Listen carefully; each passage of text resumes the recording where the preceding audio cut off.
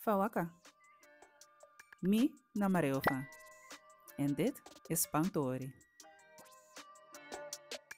Plagen en kwellen is niks vreemds binnen de Surinaamse gemeenschap, maar het is natuurlijk nooit kwaadwillend. We kennen het als het woord dregi, plagen of iemand kwellen. En daarvoor kan je dus ook zeggen dregi wasma, om iemand te kwellen of te plagen. Zullen we een voorbeeld doen? Ap bigi brada be lop dregi epchi sisa. De oudere broer hield ervan om zijn kleine zusje te plagen. Sla deze video op, zodat je er altijd mee kan oefenen.